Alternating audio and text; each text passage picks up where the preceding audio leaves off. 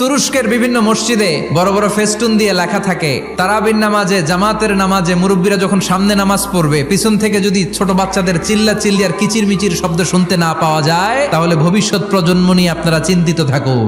পিছনে যদি বাচ্চাদের হই হুল্লোড় না থাকে, তার মানে নেক্সট জেনারেশন এগুলো মুসল্লি হবে না, এগুলো হবে ডাকাত। এজন্য এরা বিভিন্ন প্রজেক্ট চালু করেছে। 40 দিন টানা ফজরের নামাজ যে ছোট বাচ্চারা মসজিদে এসে পড়বে, ওই প্রজেক্টের আওতা থেকে একটা করে সাইকেল দিয়ে দেওয়া হচ্ছে। কুয়েতে আরেকটা প্রজেক্ট করছে, দ্বিতীয় বিবাহ প্রকল্প। কি কাজ এই প্রকল্পের? তারা ঘোষণা দিল, তো যারা যারা ফজরের নামাজে মসজিদে আসবে না, তাদেরকে মসজিদের টাকা দিয়ে দ্বিতীয় বিবাহের ব্যবস্থা করে দেওয়া হবে। এই ঘোষণা দেওয়ার পর থেকে ওই এলাকার কোনো মহিলার তাহাজ্জুদ মিস হয় না। ফজর তো অনেক দূরে, তাহাজ্জুদের সময় থেকে হাজবেন্ডের ডাকা শুরু করে মসজিদে যাও। অনেক দেশে তারাবি পড়েছি রামাদানে, ছোট বাচ্চারা পিছনে অনেক কিচির মিচির করে, হঠাৎ অ্যানাউন্সমেন্ট দেয়, বাবা মারা ছেলে মেয়েদেরকে শান্ত করেন। কিছুক্ষণ শান্ত, 2 রাকাত পর আবার চিল্লাচিল্লি। এজন্য ছোট বাচ্চাদেরকে মসজিদ থেকে তাড়িয়ে দেওয়া যাবে, এদেরকেও নিয়ে যান।